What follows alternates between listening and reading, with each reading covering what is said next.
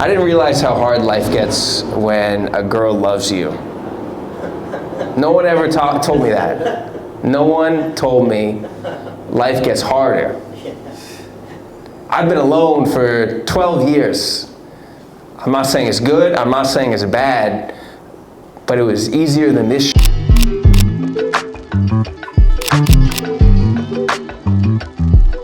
I'll say this, whatever you do, man, you gotta have a message. Whether it's anything in business, you know, whether you're making music, whether you're doing stand-up like me, you gotta have some sort of message. And usually it's gonna come from an emotion that you're feeling. The trick is to take that emotion and find a way to translate it in the right way. So the trick for me is gonna be to take some of this stuff and make it funny, and we'll see if we can do that. I know I can, it just might take a little bit. Don't be afraid to share. You know why?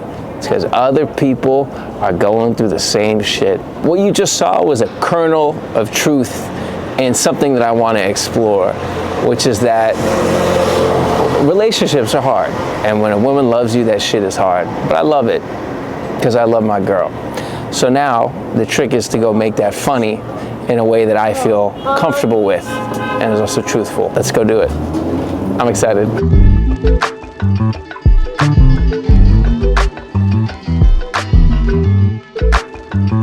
Wow, I never realized how hard life gets when a woman loves you.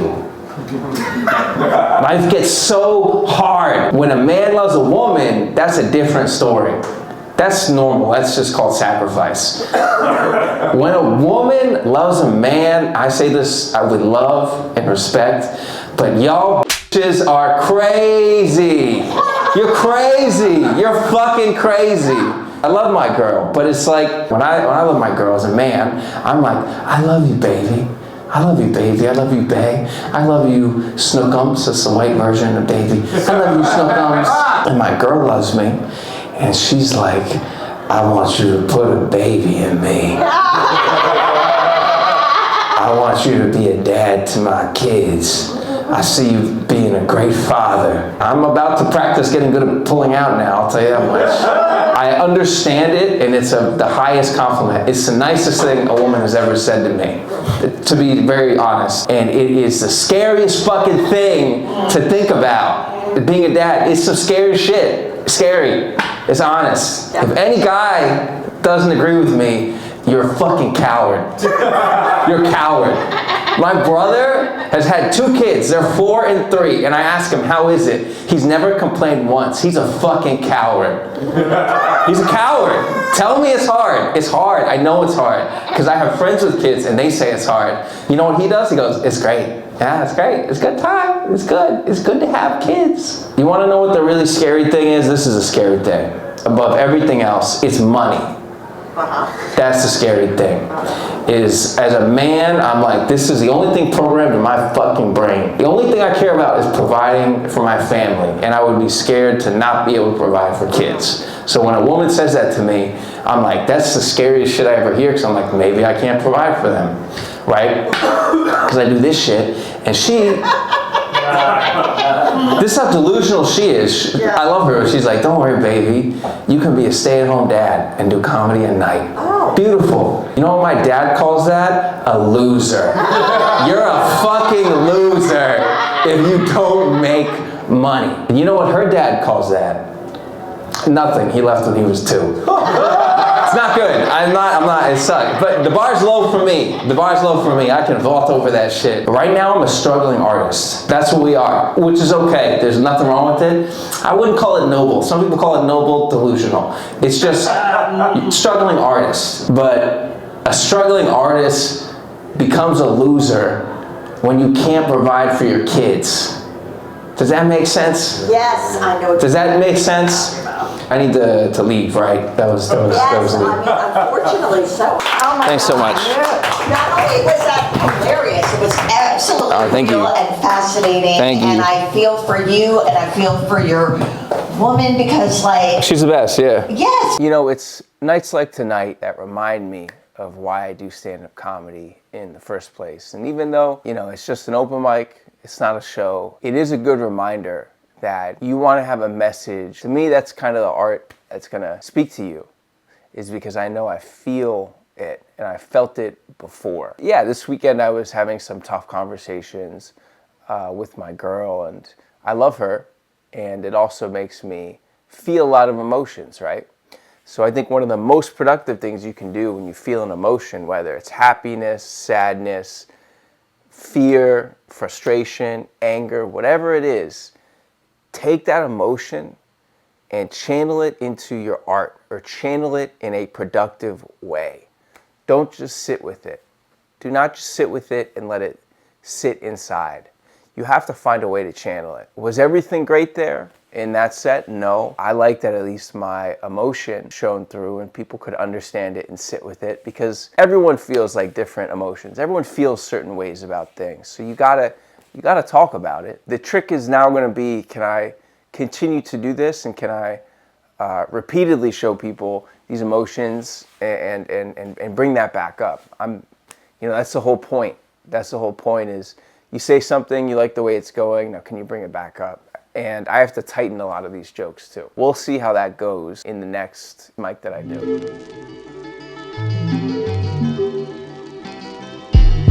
Hello everybody. I love my girlfriend. She's great. She really is. Yeah, thank you. I appreciate that. I never realized how hard life gets when a woman loves you. When a woman loves you, now when I love a woman, that's normal. That's sacrifice. That's normal. When a woman loves you, all due respect to women, I love all women, y'all bitches are crazy. You can be crazy sometimes, because it's like, I love my girl, and I say stuff like this. I'm like, I love you, baby. I love you, babe. I love you, Snookums. I love you, Sugar Plum, Honey Pie. It's like the white version of baby. I love you. She loves me, and she starts saying things like, I want you to put a baby in me. I want you to be a father. I want you to be the father to my kids. And that's the nicest thing anyone has said to me. But this is why she's great, because she knows I do this. So she's like, you know what, don't worry. She's like, I can do the corporate thing, and you could be a stay-at-home dad, and then you could do comedy at night. So she says, you know what my dad calls that? A loser. You're a fucking loser if you do that. You're a loser. You know what her dad calls that? Nothing. He left when she was 2. So I know it's bad, yeah. But I have a very low bar to step over as a result of that. So hey, anything's better than that shit. I taught her SOS. That's how I knew I really liked the girls. I taught her danger. Do you guys know SOS at all? Anyone who was in Boy Scouts? No one was in Boy Scouts. Okay. SOS is ... dash, and ... And I teach her that with like squeezing her hand. I'm like, all right, squeeze my hand if you're in danger. And she can't remember it, so she keeps making it sound like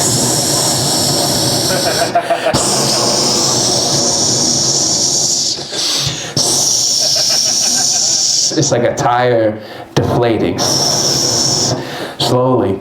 And I'm like, it's 2 letters, SOS. And she said, well, I don't put the O in it because you don't give me them anymore. Thank you guys, bye. Hey Alex, how you doing? Oh, I think I found a place to live, so I'm doing okay. Good. Alex was looking for a new place to live in Astoria. 100%. It's been a big week. How was this mic? We just did the QED mic. What'd you think of it? It was good. I got to try one crazy idea. Okay. And do you want to tell people what it was?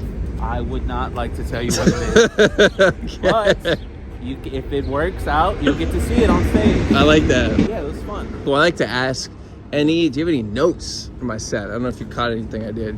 Yeah, I watched the whole thing.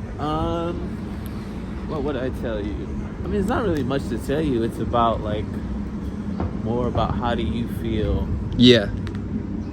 Figure that out first, how you feel. Yeah. And then try to make it funny.